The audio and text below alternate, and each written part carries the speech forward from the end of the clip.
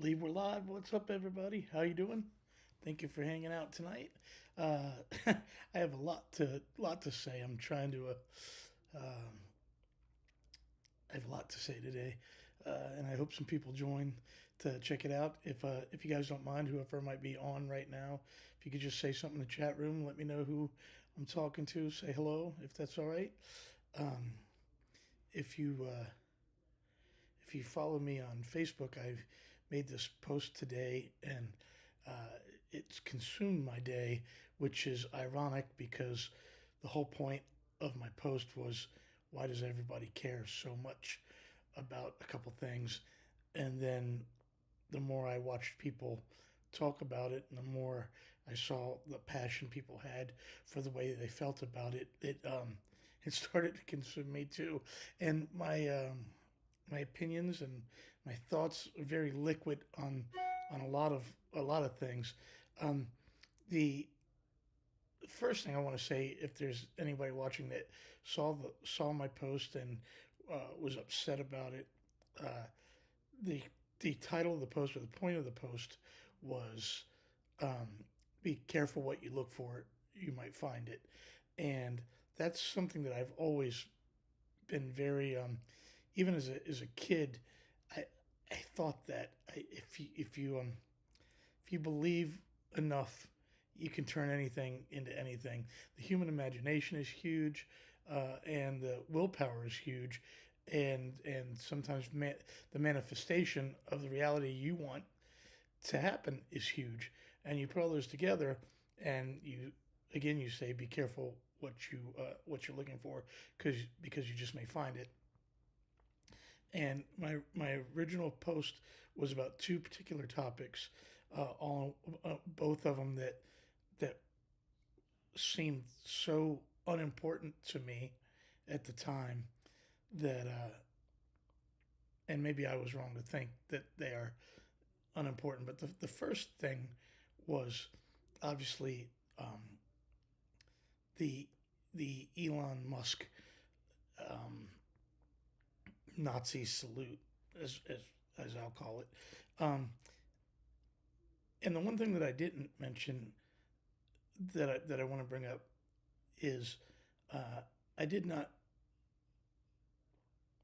My post did not have anything to do with dismissing anything anyone may feel. I have a lot of friends in the Jewish community, and a lot of friends that practice the Jewish religion, and um, I can imagine just seeing that would be um, offensive, even even if it was meant to be nothing at all, even if it was a mistake.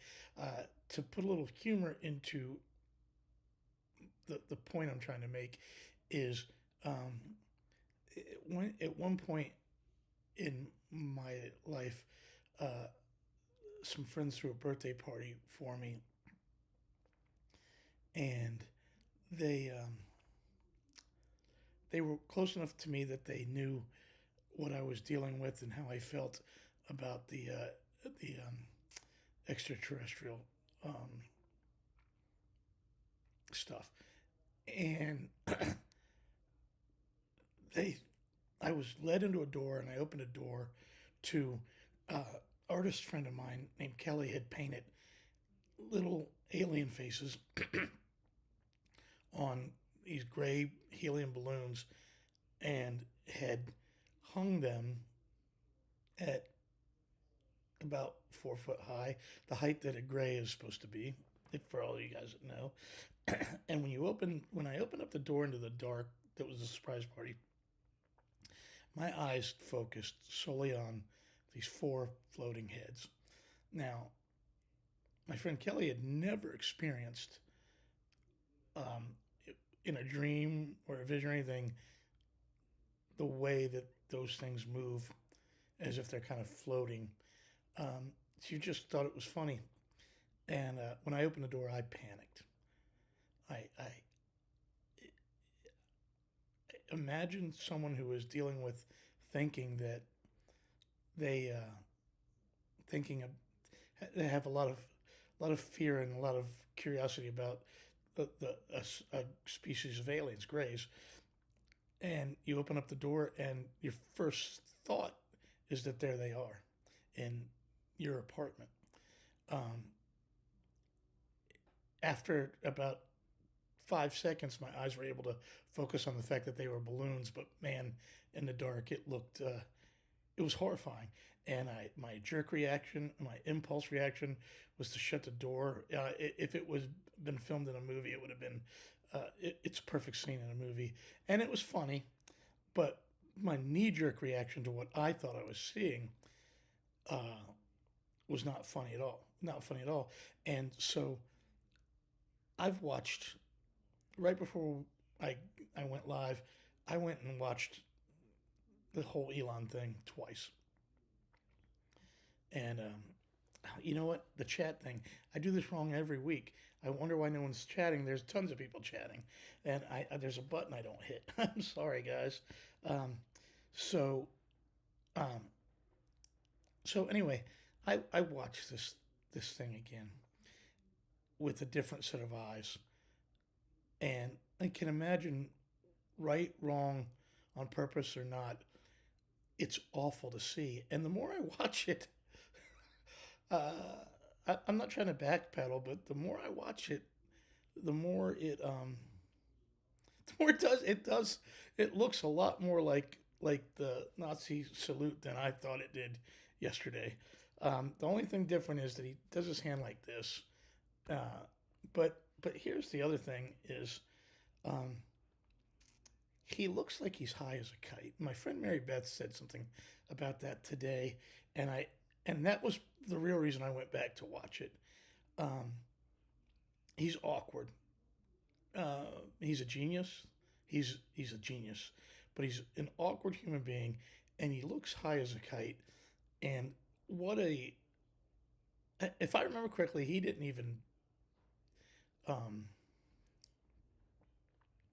I think he got high for the first time in his life on the Joe Rogan show just a few years ago. So I don't think he's an incredible drug user, but Tina had mentioned that he's on some kind of, or someone thinks he's on some kind of pills or something. Anyway, uh, the entire thing looks so awkward. And I, I'm a fan of his science. I don't know that I'm a fan of him, but it is the most, not that he's the president, uh, even though a lot of people think he is going to be the president behind the scenes or whatever. Um, his actions. Let's take away the Nazi salute thing. His actions were the most unprofessional and unprestigious thing in the world. Uh, there was nothing. There was nothing honorable or presidential. I don't think presidential is the word that I want to say, but um, he looks like a clown at a sporting event. This is what victory looks like. I don't.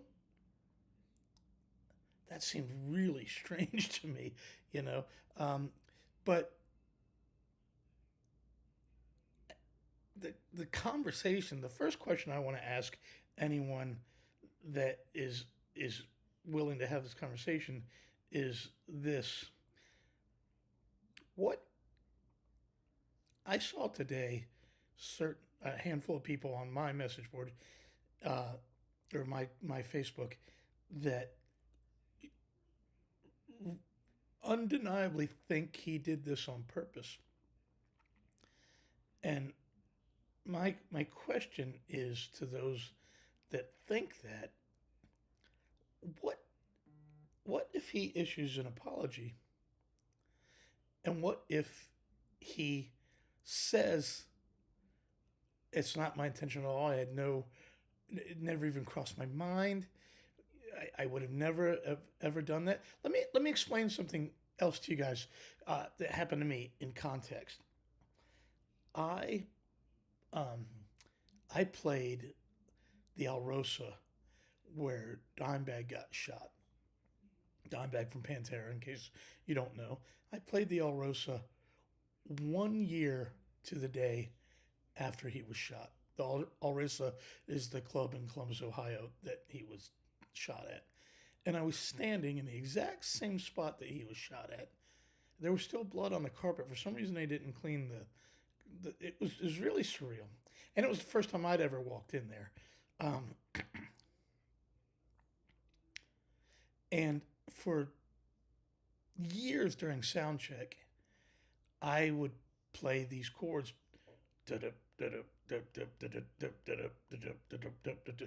I had been doing it before I even knew who Pantera was. And when I did it that night in that room, the sound man screams at me, "Have some fucking respect." Ironically, the riff was respect, but uh, it never occurred to me. In fact, I did play a Pantera riff. It never occurred to me.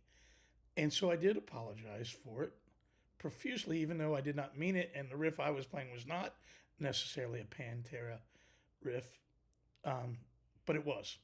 It was. So, what if he really comes out and apologizes and says, "It was not my intention, it was not my thought, I would never have done that"?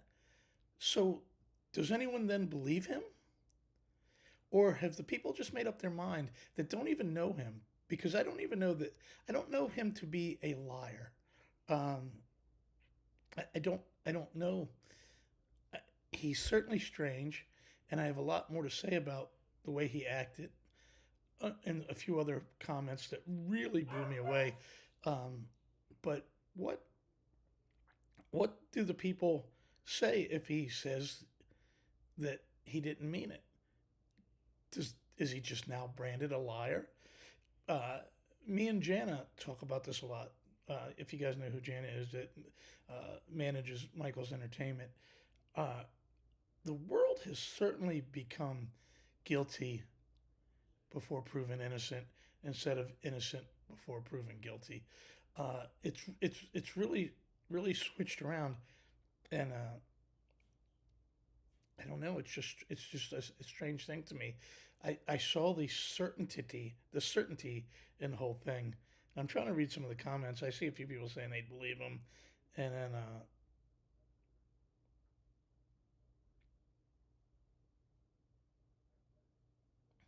I think half would believe him and half would not.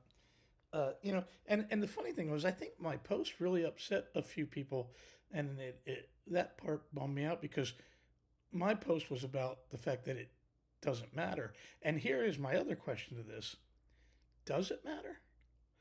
So what if he did that on purpose?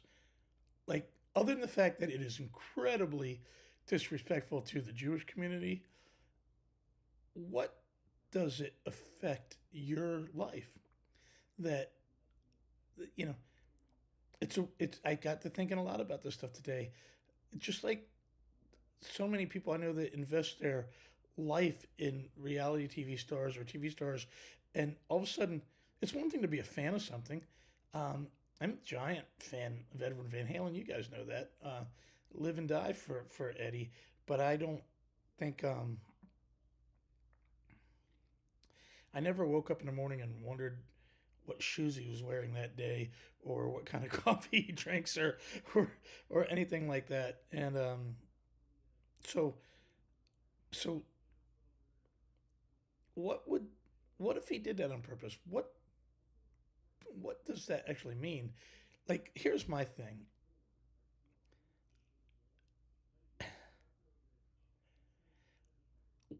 Not what does it matter. That's not the point because it's incredibly offensive. It's again, I watched it twice, and by the third time I've seen it, it's more uncomfortable to me than I ever dreamed it would be.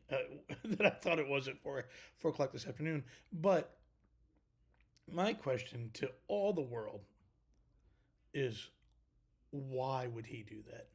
As a businessman and an entrepreneur myself, knowing that's the place he's at as being an entrepreneur and business, what purpose would that have served had it been on purpose? And I would love someone to tell me that, because if I think about this stuff all the time, like in movies, especially the Marvel movies and stuff, there's secret signs and secret signals and different things. Well, if it's a secret and the person you're giving that signal to already knows that you're in the club, that it's an irrelevant and meaningless notion or gesture, right? So why would he have done that if he did it on purpose? What what could that positively have done for him? Now that's not saying what it could have negatively done for you if you're against him. That's not what it's a different question. My question is simply, what could that what could he have gained from that?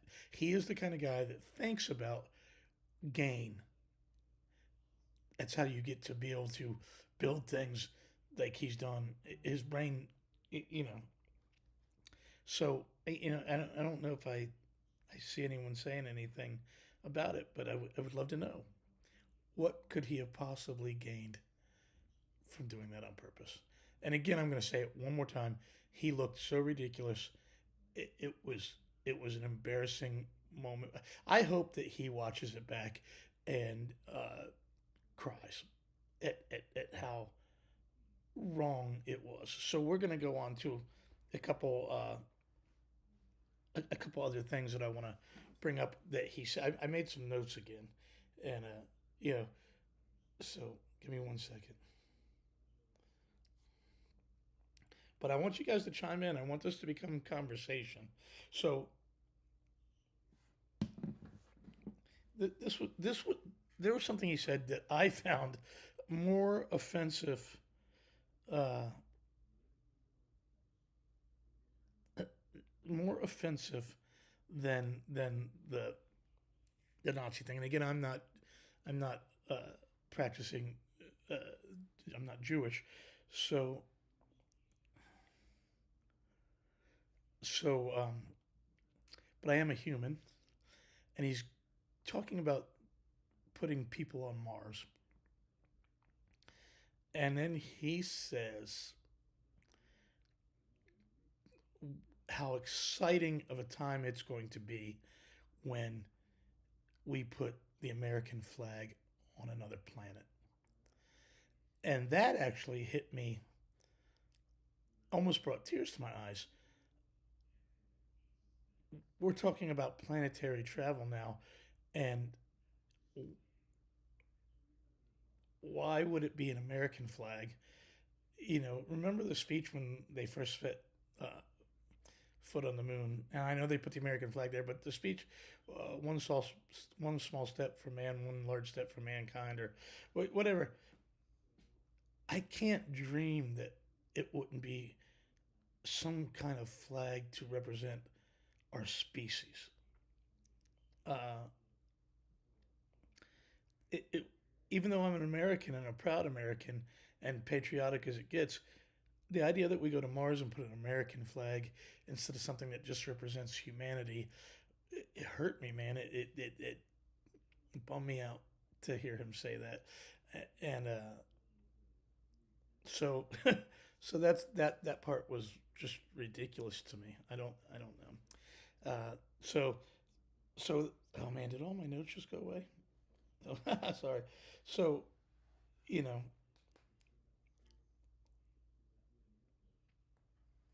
it's just weird. That's all. That's my feelings on the Elon thing. I used to be a gigantic fan of Elon Musk, and I am a gigantic fan of his science. But the what looks to be an ego-driven little brat that gets excited about winning a contest uh, is irritating the shit out of me. Oh, there's Susan. Susan always has something wonderful to say. The one thing he could gain is attention, and if he's seeking that attention with everything else he gets attention for, how sad. I would like to think he's innocent, and it was an awkward moment, right? And again, we all know that he's got Asperger's, but I don't want to bring that up because I don't want to say, I often say that if I, I have a firm stance about uh, the spectrum and people on the spectrum and autism and all this stuff. Is I 100% believe, and there's no one in my mind that is ever going to change my mind, that anyone that appears to be on the spectrum or have these issues. There's Brandy. Oh, Brandy. Like, I was wondering where you've been lately. I hope you're okay. I meant to say something to Lisa the other day when we were talking. I'm glad you're on. And then she retracted her message. Oh, boy. So, what was I saying? Oh, now I've completely forgot what I was saying about him. Oh, the I believe that anyone on the spectrum or anyone uh, in with autism and stuff has are the evolution of our species. Anyone that says they're slow or dumb or need help uh, or any of those things, uh, what they need help in is functioning at the lower level of intelligence that we all live in. Anyone that I've ever met, uh, they're smarter than all of us. But the other thing that I think about with people with autism is that they all tend to have lost or never had the concern for ego or vanity. And ego and vanity are the two things that hold every single one of us back from the next step in our own evolution uh, in humanity. So I think that because that's the simple stuff that is so unimportant that we spend so much time on that we don't evolve. And most of the people with autism don't seem to care about either of those two things, and they're incredibly gifted in the arts. And I just I just believe they're the next step in the evolution. So, uh, but there's a social awkwardness to them trying to live in our world, and I think that's what we saw. Embarrassing, very unpresidential, very un bad representation of the first night of of the new America. I guess the new America.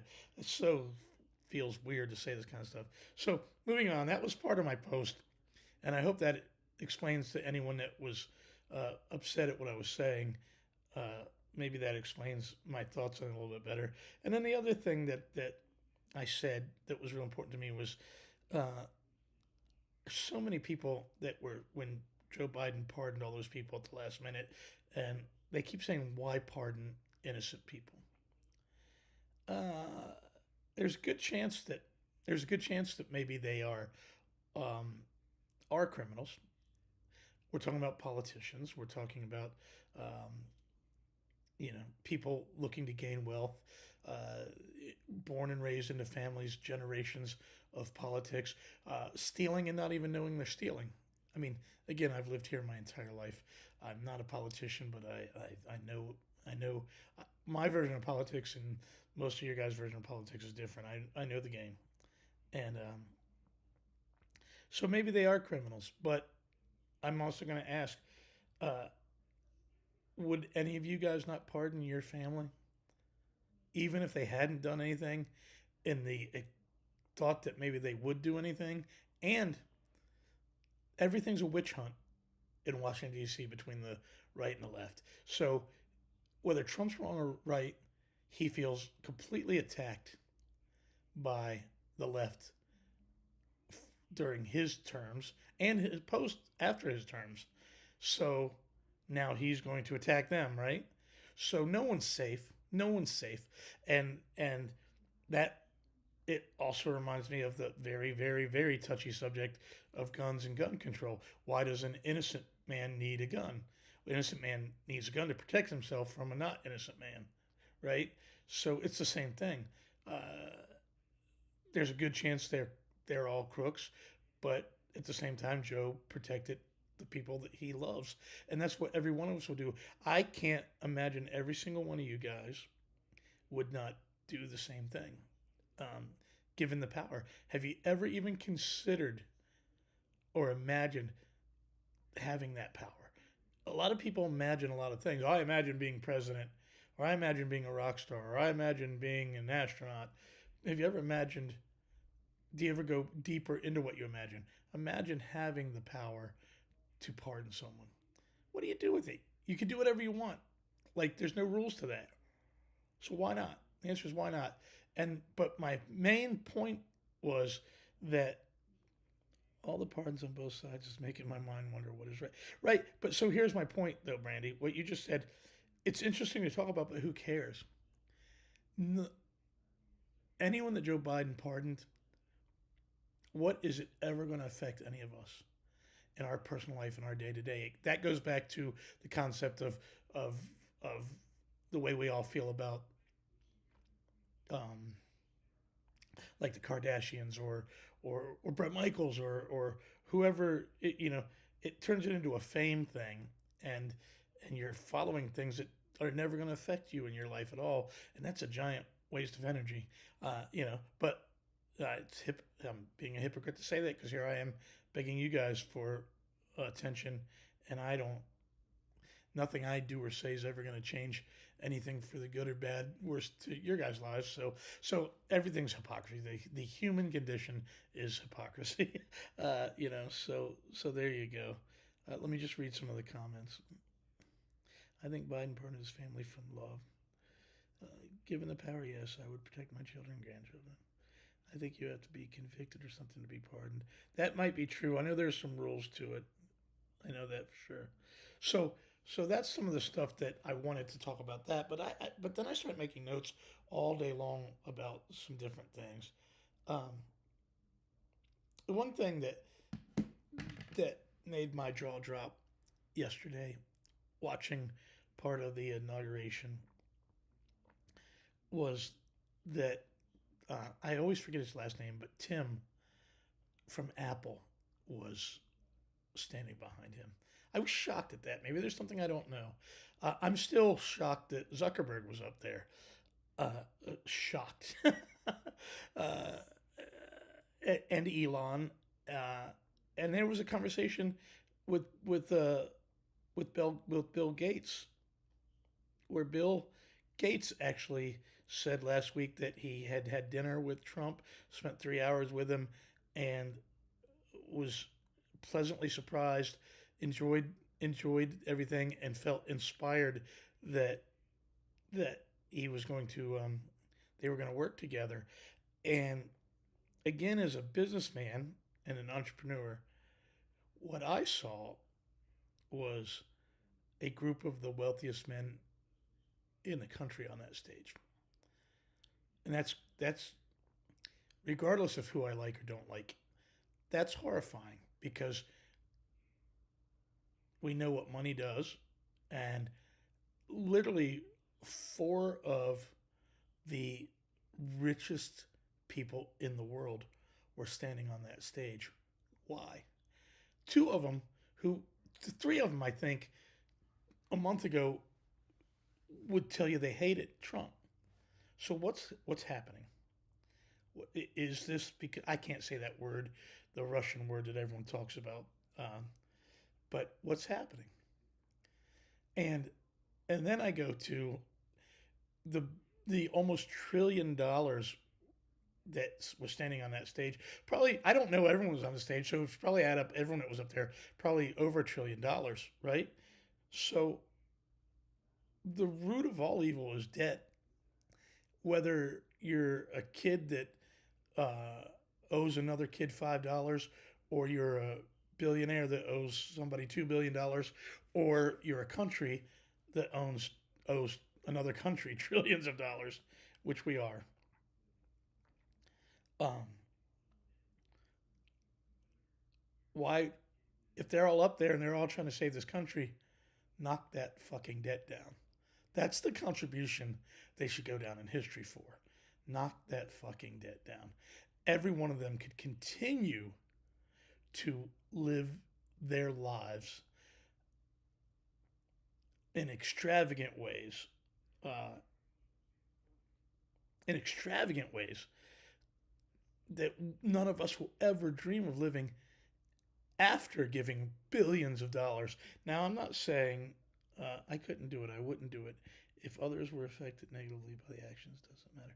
Well, Stryker, let me get back to what I'm saying though. Is about if you're talking about the pardons, because I've often said whether your family, I believe whether your family or friend or enemy, everyone treated equally. I do believe that. I 100% believe that if my if if you know, if my father or mother would have killed somebody and I would have had to been, and it was 100% proven true, and I had to be on that panel, I would treat them like they were a stranger, or I would treat a stranger like they're my family.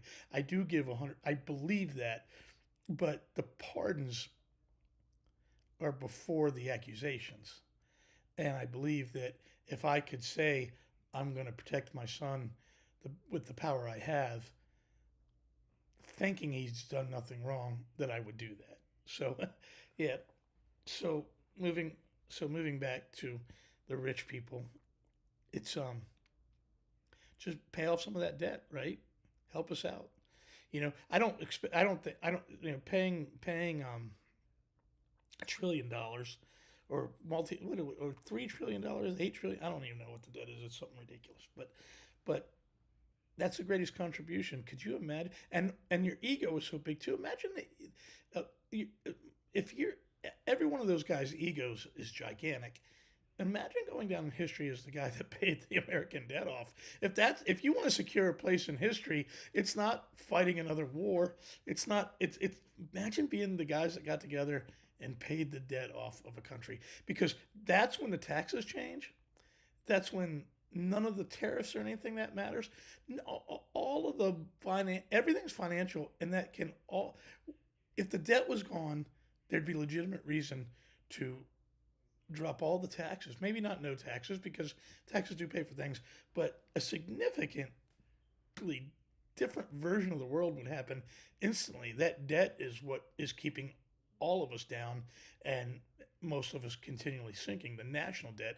But since it's not your own debt, you don't think about that you're paying it. But every single time you pay your credit card off, that interest that you're paying is part of paying off the national debt. It's a funnel, right? And it's never going to happen with with unless some guys step in and help. Let me read what Susan says now.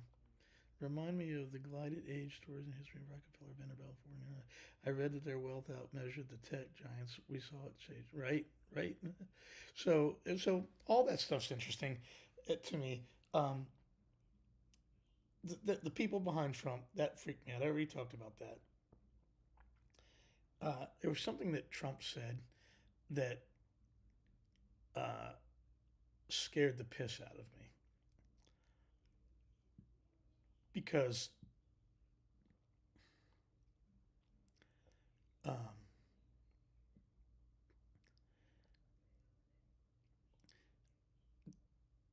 do I believe that Donald Trump, when Donald Trump was in office last time, my pockets were bigger and my business was thriving. I've never made a, I've never, I talk in that gray area a lot to keep people guessing, but I never denied that what I say is from my own experience. I am financially always better off personally under Republican rule. That doesn't mean I like Donald Trump at all. It doesn't mean anything other than a financial fact.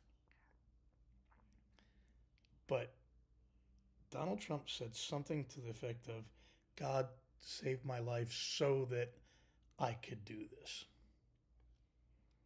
And you guys all know that I'm not a man of faith anyway. So I usually don't want to hear that business anyway. Um, but that is some dangerous, dangerous shit if we have a leader that thinks he's delivered from God to do this. That puts us in a situation like the Middle East. That is what Osama bin Laden was made of, and that is what Saddam Hussein was made of. Um, I have to believe a speechwriter wrote it for him. Again, my own personal experience, my own time that I've spent with Donald Trump, uh, the man that I knew and the man that I spent time with during Brett's filming of The Apprentice never uttered the word God. Um, there's a good part of me that believes that his faith is um, being distorted for the right wingers, and we all know this happens, right? So when you're campaigning, you end up crooked because the money gets in your pocket, and then you owe a favor. Uh, so whatever is it get whatever way things get swayed, somebody may pulling at him to say you're going to get more votes when you talk as if you have, you know, faith and that Christianity is incredibly important to you. Um,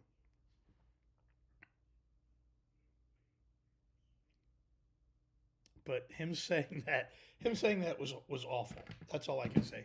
And maybe he has changed. Everybody's changed. Maybe he is a man of God now. That maybe he is, but that makes it worse to me because because again, now if we have I'm not a man of faith, so I am I have to turn on this part of it. I I believe that he's going to put more money in my pocket. I believe that he's going to secure the borders. Uh, his faith is convenient. He uses to draw people in. I mean, he's on a stage. I get it. Um, I'm just saying, I do not want my leader to be someone who thinks he was delivered by a spiritual being to lead us. I mean, that's what holy wars are made of, man. And I'm on the other side of that fence. If I have to fight that war, I have to fight a different version of that. And so that scared me to death. That scared me to death. So but that brings me to the next thing. Um, I'm just reading the comments again. The I think a lot about all of this, all the hate, all the disagreeing. Even in here, everyone on here is my friend, and this conversation has already been heated just enough to sway friendships. I'm watching some of this go by, and you know, and I start thinking about fish and birds. And this sounds dumb, but they all get along. And it's so simple. It's such a dumb statement. Why can't we all get along? That's not my question. Why can't we all? Maybe that is my question, but not in the right sense. Um, I remember 9/11. For those of you guys that don't remember or haven't heard me say it enough, I flew on a plane that day. I literally went through security at Dulles Airport within 5 feet of those guys. And I got on my plane, and my plane took off 2 or 3 minutes before or after. I don't know, but it was all within minutes. And I landed in Atlanta. The first tower had already been hit. Second tower had not been hit. 5 minutes later, if we hadn't have landed, uh, I would have been diverted to Canada. But what I remember, stuck in Atlanta for 3 days, was watching New York City unite. And you could feel the brotherly love and the love for humanity and the togetherness all the way in Atlanta, 800 miles away or whatever it is. I could feel it. And it was um, this amazing moment in the darkest time in the U.S. It was also the most amazing moment to be alive and feel that. However, and my friend Susan is watching. Susan was a big part of my life during that time. Her husband was my bass player in Evick at the time, and we were family. We were community. We had a huge group of people that were Hive, and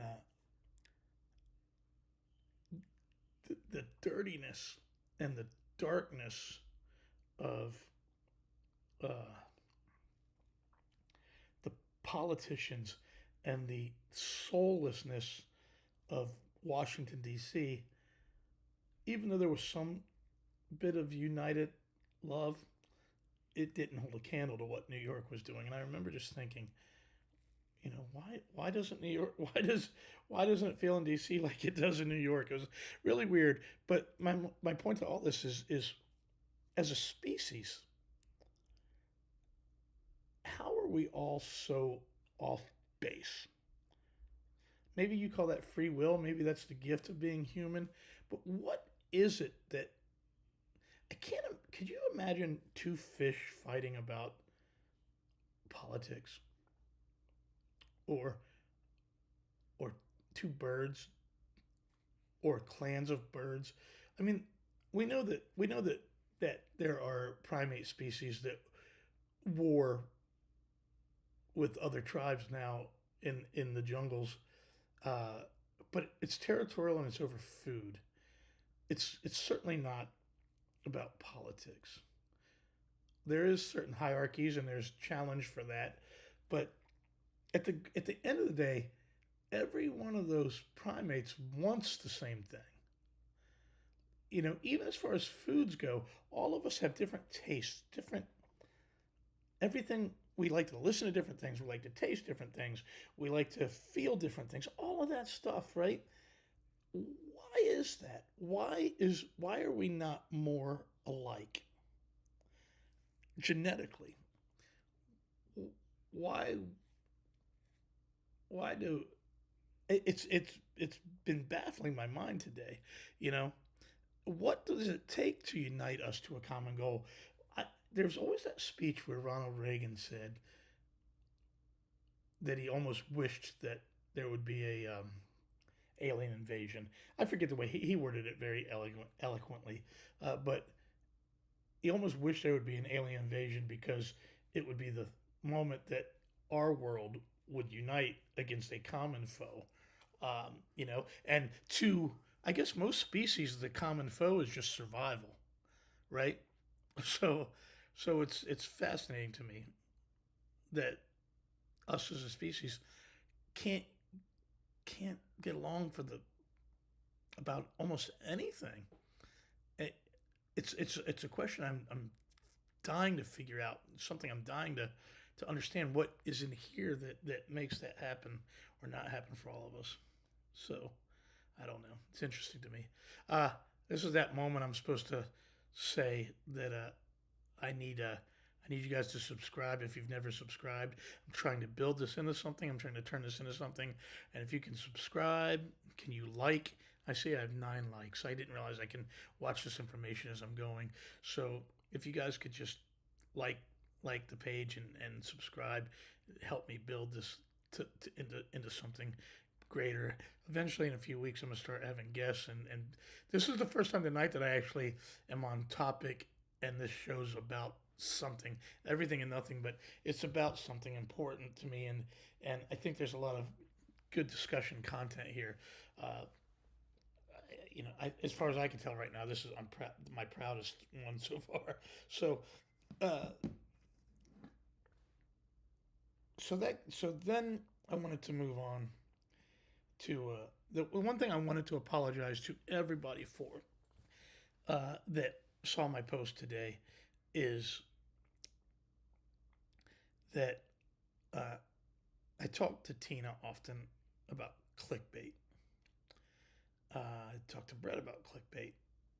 Talk to Darren about clickbait, and it's a technique that I've fascinated by and offended by most of the time, and never ever plan to use.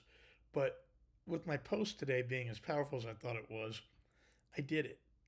I the photo I put up of the people on the left holding their hands up, uh, complete clickbait to get people to see what I was going to say. Um, and I almost feel like I shouldn't have done that. And so to anyone that I've had regret all day long because it's something I completely disagree with. But I wanted to try the technique, and boy did it work. Clickbait, without a doubt, works. Um, I guess my picture had something to do with what we were doing, but I found the most what I thought would be offensive thing I could post because that's what draws people in. It sucks, but so anyway, very unlike me. I don't plan to ever do that again, and I'm sorry if that bothered everyone. It was completely wrong. I was comparing apples to oranges. Those were still frames, and what Elon did was that's a video. So I did compare apple to oranges, and I did it completely on purpose. But so anyway, moving forward, you know, all this stuff about money and government and stuff. Uh, I, again, I was doing some more research before we did the show. That's where we're at now. Is that now I'm doing research before I do this to see if I have my facts straight.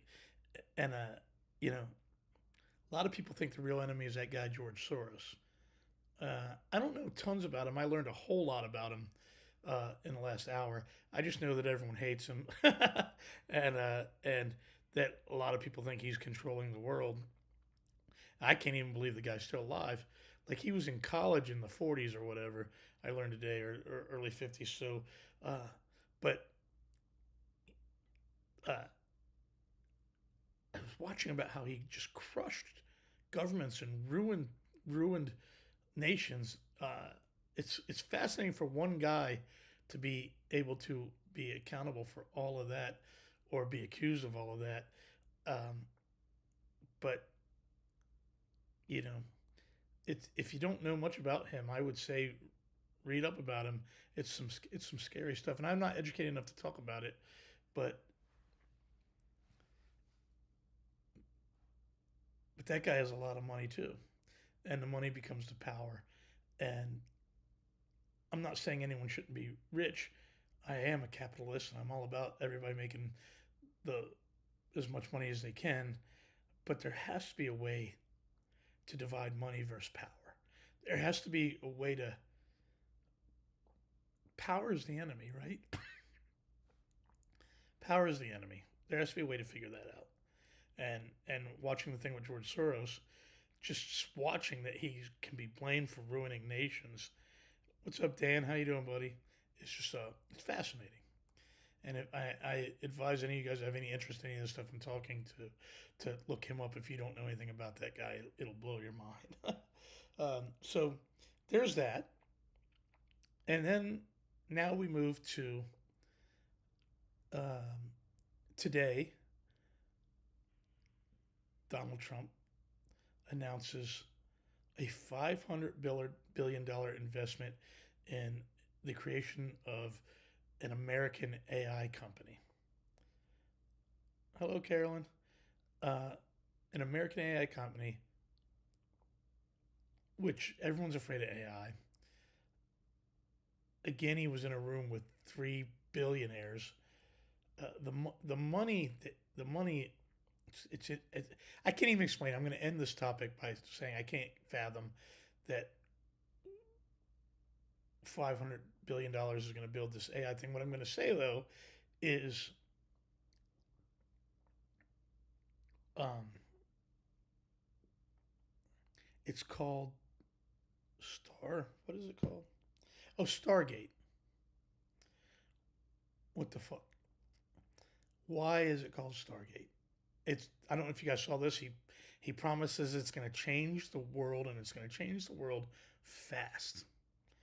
And it's AI, and it's called Stargate, which brings me into the world I live in, and the things I think, and the things I believe scientifically and religiously.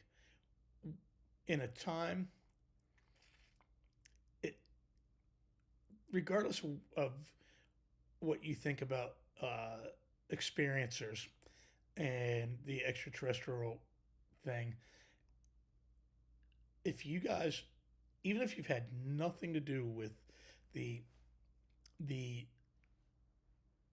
the whole I don't believe in aliens or all that stuff. By the way, that's something that bothers me my whole life. Do you believe in aliens? You believe in a God. You believe in a higher power. An alien is a being. Do you believe in goldfish? I don't believe in goldfish. Do you believe in bears? I don't believe in bears.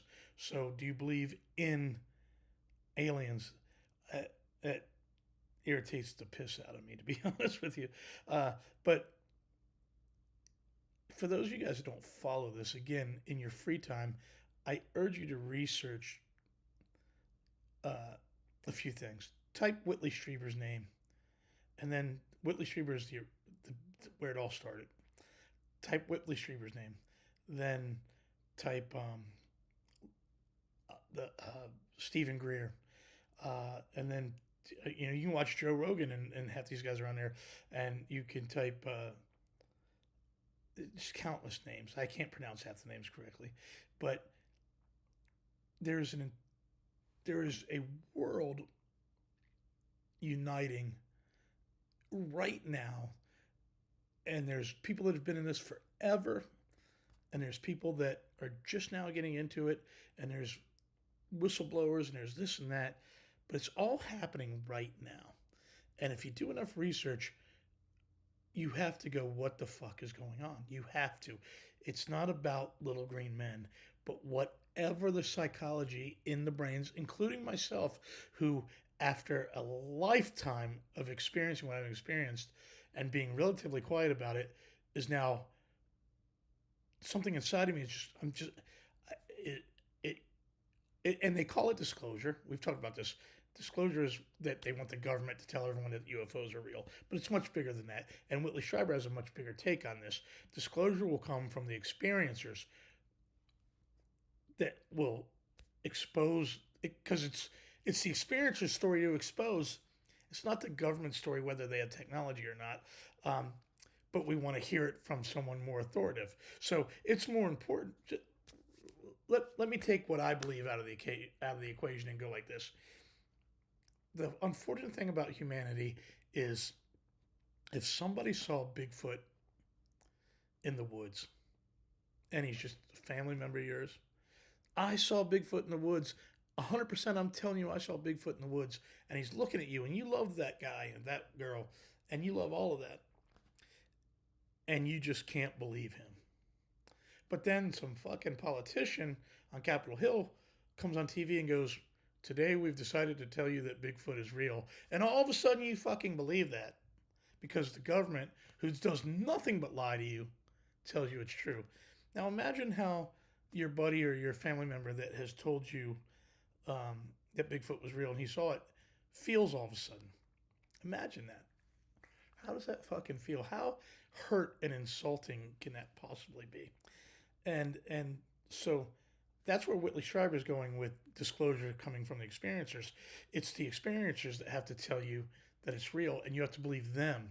You know, a government official who's never been experienced an extraterrestrial sighting or a abduction or anything like that reads a paper about a report about other people that this happened to, and the whole world's going to believe it all of a sudden. But what about the millions of people that it's happened to that talk daily? It's a weird thing how humanity works. They need authority, even if they hate that authority, to tell them it's true. It's fascinating. So, with that being said, I was going to bring up moving from topic to topic. Um, is there's a new whistleblower this week if you're into this stuff, and his name is Jake Barber. If you look up Jake Barber, if you follow what the whistleblower thing is, whistleblowers are people that tell you what they know about UFOs and extraterrestrial technology. And I don't think we can wait for our government to tell us the truth about anything. That's correct. The one thing that most whistleblowers have in common is that they've never actually seen or touched any of this. Much like I was just talking about the politician, they work for the government. they've been a part of documentations, they've seen this or someone told them this, and now they've come forth to tell you about it. Oh, here's Vaughn. Life from other planets or aliens undoubtedly exists. We're just too far apart. Space is big. Government will disclose. Oh, Vaughn. 2 weeks in a row, Vaughn has chimed in, and he waits until it comes to this. And one day, Vaughn, when I get to Hawaii this year, because I'm coming, I promise you I'm coming. No matter who comes with me, you and me, we're going to take a walk. We're just going to talk about this. We're so close to you and me being on the same page, and we have a few different beliefs, but I just want to, I believe we find the common ground and respect and maybe learn something new. But so, anyway, again, my point to this is this new guy, for the first time, claims that he did see the craft, that he did touch the craft, that he did experience the craft. Uh, and it's a fascinating story because when he's telling the story, he talks about frequency and connection, and that he felt like he was connected psychically to the craft, which may have had a being in it or whatever. But his story is fascinating. Uh, I think it's a little sensationalized. I think the guy that put the documentary together uh, made it a little more dramatic than it is, but it's all part of every day. More and more is coming. You know, more and more is coming, and we're gonna find out whatever it is we know. And now there's this thing called Stargate. That's my point. What the fuck is it? What are we gonna find out? All this is in our lifetime. All this stuff is gonna change, man. It's gonna be insane. And so that's kind of the stuff that most of the stuff that I was gonna talk about tonight. But there was one other thing that I wanted to bring up, and we're almost an hour anyway, which I like to try to wrap it up. Is I have a friend named Wes, and Wes had a post the other day, and he said his New Year's resolution was he was going to start answering questions correctly instead of answering giving the answer he wanted to give, or just I wish I could just read the post. In fact, if you guys don't mind, I'm going to, like, I hope you guys can still see me. I just changed my browser. Actually, you know what? Let me look it up on Facebook if you guys don't mind. Give me 1 second, because I want to read this, and it's interesting to me, and I really want to talk about this for a second. So let me.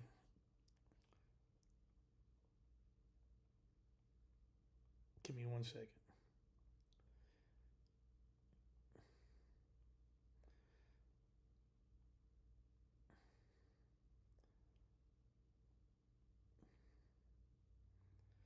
Oh,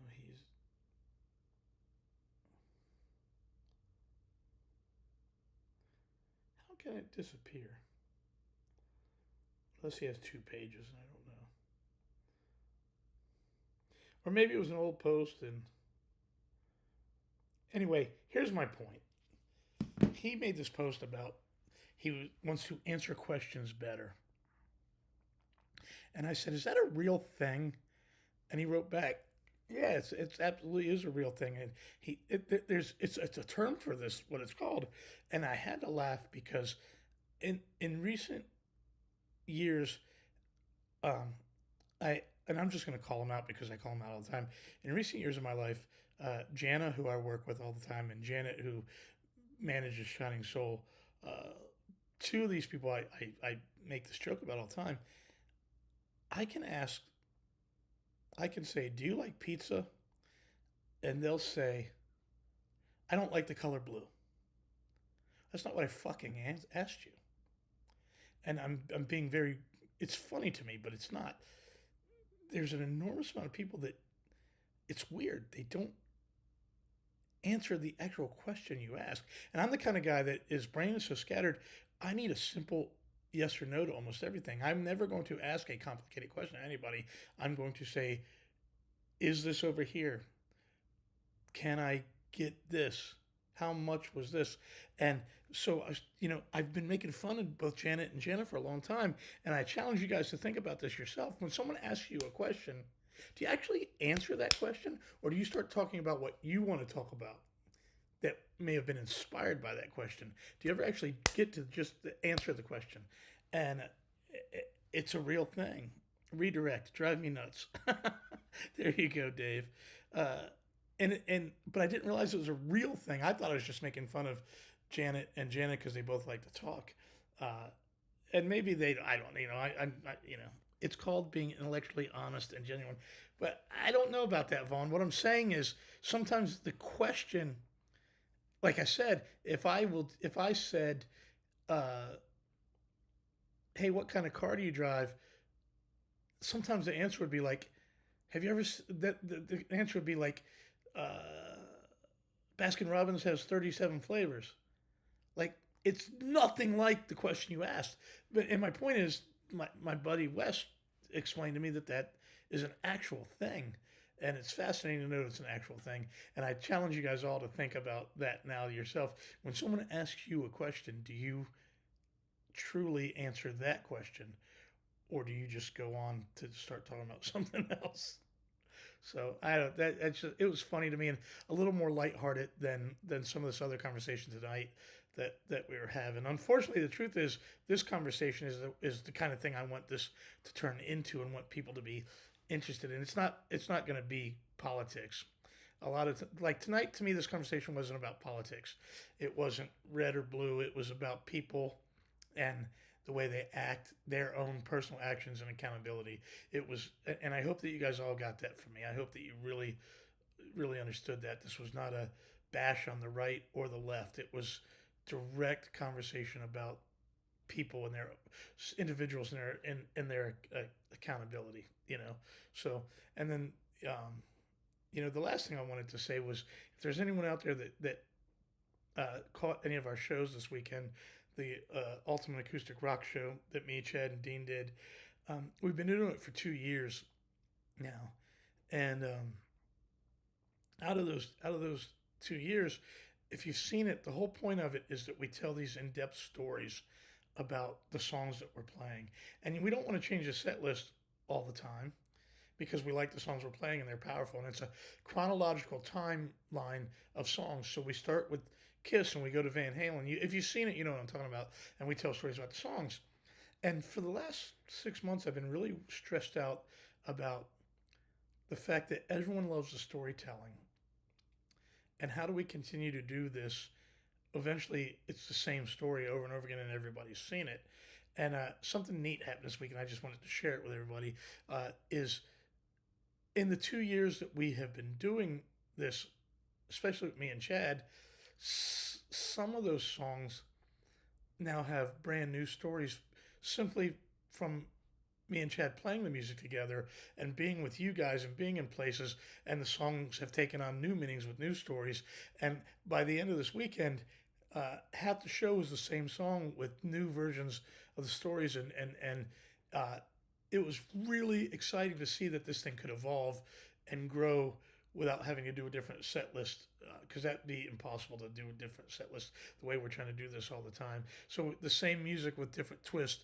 And so if any of you guys saw it this weekend, I hope you picked up on that. I hope you understood, watched the stories evolve, and if you haven't seen it, I'm begging you to try to find a way to come out and check out the Ultimate Acoustic Rock Show. We're in Detroit on Saturday, and then we're going to be 3 days in Florida next week, Thursday, Friday, and Saturday in Florida, and then Sunday in South Carolina, and then we're going to work our way up to New Jersey. So we're playing a lot, but South Carolina, Western South Carolina, if Amy's still watching, we're not going to be in Myrtle Beach, but we are going to be in Greer on a Sunday. So, yeah, again, you guys, subscribe if you can. Please hit the like if you can. I'd appreciate that very, very much. Thank you for tuning in. Thank you for spreading the word. And more importantly, to anybody that I upset on my post today, I apologize. It was not meant to be anything but to spark conversation, and also to say to people that none of these guys in DC, right or left, what they're doing matter. Just doesn't matter. So anyway, you guys are the best, and that's it. It's Tuesday night with no Star Wars, um, so I could go on for another hour maybe, but that's all I got. You guys, I hope you're warm. It's freezing here. It's supposed to snow some more, and so I'm gonna sit here and try to make some new music that I hope you guys like, and we'll talk to you guys next time. Thank you.